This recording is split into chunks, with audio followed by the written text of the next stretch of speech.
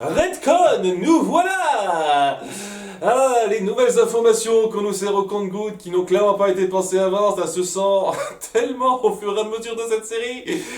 J'espère que dans les saisons suivantes, ça passera plus naturellement, les révélations et les rebondissements que vous nous fourrez, quand même, parce que j'ai vraiment le sentiment que vous faites ça au fur et à mesure, hein, totalement.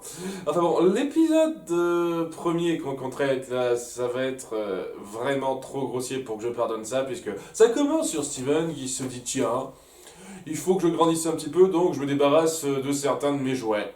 Comme ça, hein, on voit quelques-uns de ces jouets qui sont clairement des petites copies de Sonic, de Cloud et je sais pas trop quoi. Parce que c'est vrai que ces gamins de posséder une figurine de Cloud, c'est vraiment un truc de bébé, hein. C'est pas quelque chose qu'un adulte responsable ferait.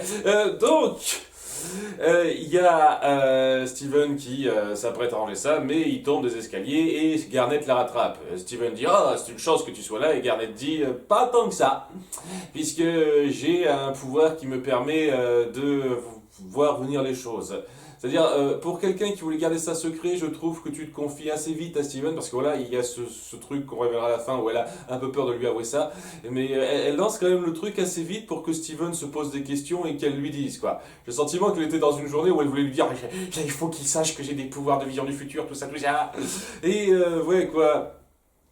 C'est un truc qu'on nous balance comme ça, elle a cette capacité de prévoir les différentes possibilités de futur qui sont très nombreuses, comme ça les différents chemins que prend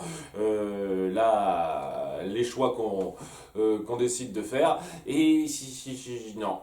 Non, je peux pas accepter ça comme ça, alors que il y a des tas de situations où elle a laissé les choses s'envenimer stupidement, alors qu'elle aurait pu prédire ça. Je veux dire, dans l'épisode 3, il a laissé une cité s'engloutir, alors que, quitte à tester Steven, puisque c'était censé être un test, quoi, elle aurait pu prévoir ça et donc prendre la statuette en catimini après qu'il l'ait laissée dans son coin. Je veux dire, c'était vraiment si sans importance que ça, c'est cette cité à sauver. Vraiment, au point où t'en aurais rien à foutre de la sauver, même si tu pouvais prédire ça. Il y a le moment où elle s'est transformée en Sugilite avec Améthyste, et où elle a failli foutre le bordel et s'attaquer en s'attaquant à Pearl et Steven. Là, elle a pas prévu ça, elle a pas prévu ce truc-là. Non, non. Je pourrais me pencher sur des tas d'exemples. L'autre que j'ai en tête, le cas du sablier du temps que Steven a piqué, quoi, à un moment donné, à aucun moment donné, elle a prévu que ça se passerait comme ça avec sa vision du futur, et c'est à cause de ça, le sablier est détruit et perdu à jamais. Voilà. C'est bien. On voit qu'ils ont bien affiché ces capacités de prédiction du futur avant, celle-là, hein. Donc ouais, un truc à la con, vous nous ferez comme ça. Ça n'a aucun sens qu'elle ait fait une bonne partie des choix qu'on l'a vu faire avant, ou des non-choix qu'elle a fait, en sachant ce qui était censé devoir se passer après. Et maintenant, elle va avoir ça, ce qui au passage est ultra cheaté, parce que voilà, t'as quelqu'un de surpuissant qui en plus de ça peut prédire les différents futurs possibles. Je vous jure, il y a énormément de cas où elle devrait avoir aucun problème du tout, hein. Ce serait difficile de lui poser le moins de problèmes ou de la prendre par surprise avec ça. Ce qui rend le personnage presque trop cheaté, je trouve. Mais bon, étant donné que vous gérez ça avec le cul, elle se fera prendre par surprise et elle préverra pas les choses comme il faut à certains moments. Ne serait-ce que dans l'épisode 36, pour revenir à quelque chose qui est quand même très récent, hein. Parce que voilà, hein, on va dire qu'ils ont pas trop réfléchi dans la première moitié, et depuis quelques épisodes quand même, non, non, non. Épisode 36, elle a été totalement pris de court quand elle a découvert que il y avait Peridot et donc d'autres gemmes qui viennent de leurs ennemis là qui s'apprêtent à réattaquer la Terre. Et quand Steven a dit quelque chose, elle a trop cru qu'il mentait, alors que si elle avait prédit le futur, elle aurait su qu'il mentait pas, et elle serait pas partie dans ces délires de on ne croit pas Steven, c'est bon, c'est bon. Donc voilà, même il y a 3 épisodes, ils avaient clairement pas prévu ça. Alors, sérieusement, votre pouvoir à la con que vous sortez de votre cul, allez vous faire mettre. Ah, allez vous faire mettre. C'est de l'écriture foireuse, insultante même. insultante. Je suis désolé de faire gaffe à ce qui s'est passé avant. Hein, si vous, ça vous gêne pas, tant mieux. Moi, ça me gêne énormément parce que vous n'en aviez rien eu à foutre de mettre ça en place. Et ça devient totalement contradictoire avec énormément de choses que vous avez mises en place avant ça. Et quand on balance une espèce de bombe de pouvoir aussi puissant que ça sur un de vos personnages et que ça n'a pas été pensé avant, je vous jure, ça se ressent totalement. Hein. Donc ouais, ça gâche totalement ce que l'épisode mettra en place, ce qui au passage n'est pas génial pour moi. Hein. Il y a Steven qui insistera un petit peu pour qu'elle passe du temps avec lui aujourd'hui, Garnet, en faisant une gueule de psychopathe. Mais vraiment, quoi. Et ouais, c'est pas génial hein, le design des personnages dans cet épisode. Hein. Ça retombe dans les dans les travers d'illustration les moins jolis, je trouve. Enfin bon, elle l'accompagnera et tout ce qu'elle fera, c'est juste alimenter sa parano en fait, en disant qu'il existe des tonnes de possibilités, mais il y a toujours des possibilités qui t'arrivent des malheurs en faisant certains trucs, parce que les possibilités sont grandes, etc. Et voilà, tout ce qu'elle fera, c'est alimenter sa parano, en disant qu'il peut t'arriver des tonnes de trucs si tu fais ci ou ça, et donc le mec se dit, il s'imaginera des tonnes de possibilités létales pour lui par la suite et il n'osera plus rien faire. Il sera totalement je n'ose rien faire, je n'ose même plus toucher un couteau. Ce qui fait qu'à un moment donné, lorsque les gemmes partiront en mission sans l'amener lui, il finira par craquer, se mettra sur le toit alors que Garnet l'a averti de ne pas le faire, en disant ouais qu'il m'arrive un truc maintenant parce que de toute façon je suis condamné à ce qui m'arrive des malheurs, parce que tu m'as dit voilà il est con quoi, au point de penser ça comme ça, et c'est là que Garnet dit ouais non tu sais il y a des millions de possibilités pour le futur, il faut pas te laisser abattre par juste les possibilités négatives. À ce moment-là, fallait pas lui dire au début, Garnet. Je veux dire, au début, Steven il est super content que tu lui parles de tes capacités, mais il faut que tu insistes sur les dangers qu'il peut encourir, et sans même préciser les probabilités. Et quand tu lui parles des dangers qu'il risque en ayant acheté ses restes de frites chez les Fryman, il me s'appelle comme ça, il me semble, et ben tu lui dis même pas que ça a quasiment aucune chance d'arriver. C'est juste des micro-possibilités de merde, quoi. Et à la fin, lorsque Steven est totalement parano, hein, de toute façon, hein, je peux rien faire sans risquer ma vie. Il y a elle qui se dit ah zut, j'espérais pas ça parce que c'est moi qui représente un mal dans ta vie à cause de ça, c'est pour ça que j'hésitais à te parler de mes visions. Voilà. Oui, elle a hésité, on n'aurait pas trop dit au début de l'épisode, mais bon, ça c'est un détail. Et ouais, c'est un moment un petit peu joli où elle se dit ouais, qu'elle l'apprécie beaucoup. Et je trouve que ce qui aide un tout petit peu cet épisode, c'est qu'il y a des échanges assez jolis, un petit peu mignons entre Steven et Garnet, mais ça suffit pas à sauver la révélation grossière que nous balancez et la façon assez bête que vous avez de balancer le conflit. C'est-à-dire Steven qui devient parano d'une minute à l'autre comme ça, c'est... Donc voilà, quoi, elle s'excuse en disant que ouais, il y a des tonnes de possibilités, qu'elle tient à lui, etc. Steven, il finit par comprendre qu'il faut pas se centrer sur le négatif qui peut arriver, et il se réconcilie, il se font un câlin, tout le monde est content, voilà. Ok, les moments jolis entre Garnet et Steven ne suffisent pas à rattraper l'épisode pour moi. Je suis désolé, je ne peux pas pardonner cette révélation que vous nous balancez de votre cul. Vraiment. Il n'y a aucune logique à pourquoi elle aurait agi comme elle l'a agi avant en ayant ce pouvoir-là. C'est juste n'importe quoi. Donc, non. Déjà, rien que ça casse totalement l'épisode. Mais en plus de ça, ouais, la façon dont est gérée la parano de Steven, c'est quand même pas très subtil et pas très intelligent, hein. On aurait pu faire bien mieux à ce niveau-là, donc même si je pardonnais la grosse erreur de continuité avec le reste de la série pour l'instant, j'aurais quand même du mal avec la façon super grossière et rapide que ça a de gérer le conflit central au sein même de l'épisode. Donc mauvais épisode pour moi. Voilà. Et c'est même pas contre les personnages, quoi, c'est juste contre l'histoire et la façon dont vous mettez en place le développement. Les personnages n'en pâtissent pas trop, mais c'est juste, je suis désolé, quoi, les personnages font pas tout non plus. Si vous n'êtes pas foutu d'écrire un truc bien amené, et ça vaut rien. quelle que soit la force des personnages que vous mettez devant, quoi. Il faut que l'histoire soit quand même un tout petit peu bien écrite et bien pensée à l'avance. Sinon, ça vaut rien. Voilà, et c'est ce que c'est pour moi. Ça ne vaut rien parce que c'est complètement pensé à la dernière minute et que ça n'a pas du tout été réfléchi avant. Bon, l'épisode suivant est pas aussi gênant à ce niveau-là, mais quand même un petit peu, même si je l'apprécie celui-là, rassurez-vous, parce que on va amener quelques petites révélations qui ont l'air de sortir de nulle part.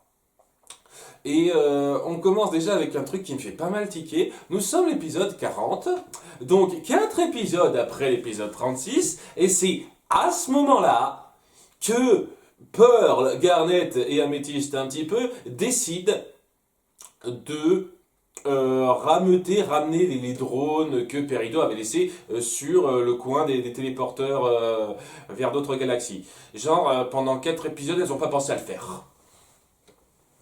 Et on la laisse traîner là, on vit notre vie tranquille et puis on y revient. Cet épisode serait l'épisode 37, on aurait décalé le reste. J'aurais pas eu de problème. Vraiment, ce serait pas du tout un souci. Mais vous n'avez pas fait ça. Vous avez mis cet épisode, 4 épisodes, après l'épisode 36. Alors que ça aurait dû être côte à côte. Il y a même nos gènes qui expliquent à Steven pourquoi c'est grave en éludant un petit peu les détails, mais en disant quand même l'important. C'est-à-dire que, voilà, Peridot et d'autres gemmes viennent d'un monde qui s'appelle Homelands, voilà, ce sont les gemmes Homelands, comme ça. Elles ont des dessins assez mauvais pour la Terre et il faut vraiment pas qu'on les affronte à nouveau parce que c'est mauvais pour nous. Elles n'en disent pas plus. Alors, on peut comprendre qu'elles n'en disent pas plus, mais voilà, elles expliquent la base de la chose à Steven, qui s'en suffit. Mais voilà, ça c'est un truc qui aurait dû tomber directement après l'épisode 36. Il aurait pas dû vivre 3 épisodes durant lesquels il vivait sa vie comme si de rien n'était. Pareil pour les gemmes. Je suis désolé, c'est du foutage de gueule de faire ça autant de temps après l'épisode 36. C'est complètement con de faire ça. Je suis désolé. Alors, si vous voulez faire quelque chose dans le désordre, une série où les épisodes sont dans le désordre pour vous donner un style, ben à ce moment-là, il faut faire une petite précision là-dessus. Il faut dire, tiens, ça se passe avant tel truc. Il faut faire un petit détail qui précise bien que les épisodes sont dans un certain désordre pour vous donner un style. Genre, si vous me dites que les épisodes 37 à 39, ils ont lieu avant l'épisode 36 ou après l'épisode 40, et ben à ce moment-là, il faut l'appuyer. Sinon, ben, moi je prends ça comme si ça se suivait épisode après épisode. Hein. C'est la base, hein. On fait des choses dans l'ordre chronologique, de façon conventionnelle, dès lors qu'on n'appuie pas ça plus. Donc, ouais, problème. Alors, je sais pas si c'est à imputer aux créateurs ou à ceux qui gèrent la diffusion, qui ont fait les cons pour, je sais pas, empêcher d'avoir 2 épisodes un petit peu trop gros en fil rouge à la suite. Donc ils en ont fourré 3 entre les deux. Je sais pas de qui c'est la faute, mais dans la structure, c'est n'importe quoi. C'est n'importe quoi de faire ça. Et ça me gêne horriblement de commencer comme ça. Hein. D'autant plus que, sincèrement, ce qu'on met en place avec ça, c'est juste pour amener à une espèce de péripétie qui amènera Améthyste à s'ouvrir. Parce qu'on appuie un tout petit peu ce qu'on avait appuyé, je sais pas combien de fois avant, que Améthyste et Pearl se supportent moyen parce qu'elles n'ont pas les mêmes points de vue, hein, la même façon de voir les choses. Oui, je comprends pas pourquoi Améthyste s'amuse à détruire les drones comme ça d'un coup de pied, comme si ça l'amuse. Est-ce que c'est important de les garder ou de les détruire en fait? C'est pas appuyé particulièrement ça. Et bon voilà. Après ça, il y a Steven qui se dit, étant donné que vous les gemmes, vous êtes un petit peu à part des autres, vous êtes un petit peu comme ce groupe les sans-abri, vous savez, c'est ce groupe de garçons que je suis dans les bouquins, ils trouvent des parallèles complètement forcés, et ça amène juste une espèce d'excuse pour qu'il balance son petit délire du moment. Parce que voilà, le parallèle était totalement forcé, hein, il a fait très peu de rapport. Et il dit, ouais, ce serait cool si on était des sans-abri. Et il y a Améthyste qui part totalement de son délire, ouais, ce serait cool et si on s'amusait à être des sans-abri. Donc taillons la route, jouons notre petite chanson, qui est plutôt sympathique, la chanson, j'avoue, là-dessus. Et à un moment donné, Steven se dira, ouais, c'était cool, mais il faut qu'on reparte un petit peu, hein, parce que vivre à la dure, sans-abri, tout ça, non. Hein, c'est sympa de prétendre pendant une petite demi-journée, mais pas plus, quoi. Mais Améthyste se dit, ah, c'est trop cool, non, je veux pas. Et elle est toute maussale et toute pensive par rapport à son destin, à qui elle est, tout ça, c'est ça qui a été son déclic, pour une raison qui m'échappe un petit peu. Donc voilà, il y a rien qui a amené de façon particulièrement poussée ce besoin de revenir un petit peu à la source pour elle. C'est Steven qui balance un délire, elle se dit, ok, je veux dire, son conflit avec Pearl et qu'il n'est pas plus fort qu'il l'a été avant. Donc voilà, si ça c'est censé être un déclic, merde quoi. Et c'est là qu'elle devient toute pensive et elle tient à montrer à Steven d'où elle vient vraiment. Parce que on va apprendre qu'elle a été créée sur Terre, à un endroit assez précis, assez désolé qui s'appelle le Kindergarten maternelle, donc, me semble-t-il, c'est ça. Un endroit que vous appelez la maternelle. C'est bien. Donc, ouais, c'est un endroit totalement dévasté, désolé, où il y a des tonnes de trous dans les roches, la base de création de centaines de gemmes, qui étaient toutes belliqueuse, semble-t-il. On n'en dit pas plus, quoi, mais il y a Améthyste qui dit voilà d'où je viens, quoi, en montrant un de ses trous, en se montrant un petit peu plus dark que d'habitude. Il y a Pearl qui arrive en étant prévenue par Garnet parce que maintenant elle a ce pouvoir de vision du futur, donc elle sait ça. Elle ne pouvait pas le savoir de l'épisode 30 lorsque Steven était perdu sur une île pendant une semaine, mais ça, elle pouvait le savoir pour ça, hein. Donc, Pearl se rend ici pour les ramener un petit peu, mais c'est là qu'Améthyste pète un câble légèrement et se sent le besoin de tout lâcher. Apparemment, il y a quelque chose qui bouillait en elle, et le besoin que ça sorte, et je sais pas, il y a un manque, pour moi, il y a un manque de petites illustrations du fait que ça l'apaise un petit peu. J'ai pas l'impression une seule seconde durant toute la série jusqu'à présent qu'on ait essayé d'appuyer un tout petit peu ça. Et ce qu'on essaye d'appuyer, c'est qu'elle est du genre à s'amuser, à pas suivre les règles de façon aussi simple que les autres, donc elle a besoin de décompresser plus que les autres. C'est ce qu'on a vu avec l'épisode 9, Tigre millionnaire par exemple. Ok, ça n'appuie pas une seule seconde ce passé qu'on nous révèle. Je suis désolé. Donc ouais, ça sort un petit peu comme un cheveu sur la soupe, en mode redcon une fois de plus. Comme quoi, ouais, elle a été créée sur Terre il y a un certain temps. Puisque je rappelle qu'on a montré très rapidement dans un épisode qu'elle était avec Garnet, Pearl et Rose lors de l'époque des pirates, il me semble. Enfin, un truc comme ça, une époque très reculée de l'histoire de la Terre. Donc elle est quand même très âgée elle aussi, quoi. J'espère que vous avez quand même gardé ça en tête. Hein. J'espère que vous n'avez pas lui donné genre 40-50 ans, ce serait pas logique. C'est un petit détail à la con comme ça. Hein. Si vous faites cette erreur-là, ça sera en contradiction avec un truc que vous avez montré avant. Donc, il y a ça, quoi. Elle finit par se lâcher en disant, ouais, tu vois, tous ces trous, il y avait que des monstres et moi j'en faisais partie, je fais partie de ces erreurs-là. Elle s'énerve, elle se met à attaquer Pearl comme ça. Mais vraiment, elle avait tout lâché, quoi. Elle avait tout laissé bouillir en elle et ça ressort d'un coup, quoi. Ok. Alors, je dis pas que c'est mauvais. Au contraire, je trouve que c'est même très sympathique. Je sais pas, je trouve que ça aurait gagné en force si on avait mieux illustré ça, mieux appuyé sur ce mal-être de sa part où elle se sent super mal par ses origines. Parce que voilà, ça n'est contenu que dans un épisode de 10 minutes. Une fois de plus, 10 minutes, c'est très court. Donc le conflit émotionnel n'a pas autant de temps pour s'instaurer, et étant donné qu'on n'a profité d'aucun épisode pour appuyer ça avant, et ça va un peu vite. Ça va un petit peu trop vite pour avoir toute la force que ça pourrait avoir, même si je reconnais que c'est quand même très bon. Hein, c'est très bon ce moment-là où elle s'attaque à Pearl, prise dans sa colère, en se disant qu'on la méprise pour ce qu'elle est, en se détestant elle-même en fait au bout d'un moment. Par rapport à ce qu'elle est et en finissant par manquer de faire du mal à Steven et Pearl et en se recroquevillant dans son trou où Steven essaye un petit peu de lui parler sans trop y arriver, puis Pearl s'y met en ne trouvant pas tout à fait les mots les plus justes au début, mais en se rattrapant vers la fin en disant tu sais, pour moi tu es la seule bonne chose à être sortie de ça et je pensais que tu en étais fier. Il y a cette façon vraiment de lui dire qu'elle vaut quelque chose, qu'elle est très forte, d'avoir su rebondir aussi bien en dépit de ses origines. C'est très joli ce moment-là. Elles s'embrassent à la fin, elles se font un câlin à la fin et repartent. Et on garde un petit peu de mystère sur cet endroit parce que là on fait une petite explication rapide sur le passé, comme quoi il y avait des gènes méchantes qui sont nées de là, sur Terre, à cet endroit précis, et la maternelle, donc. C'est la seule à en être sortie gentille, métiste. C'est intéressant. Et je comprends que Steven ne se pose pas de questions tout de suite. J'imagine qu'il s'en posera pas plus.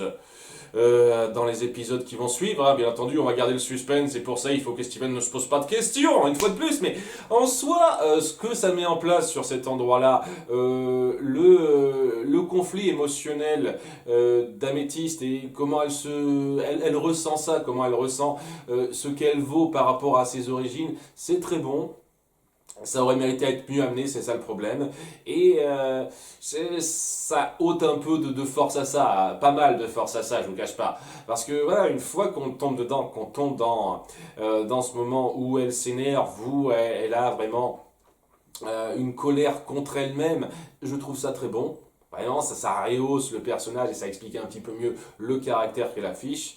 Le truc, c'est que j'aurais vraiment pas été contre que ce soit plus détaillé, plus accentué avant et même pendant. Ça, c'est sûr que c'est un manque qui est pas négligeable du tout pour moi.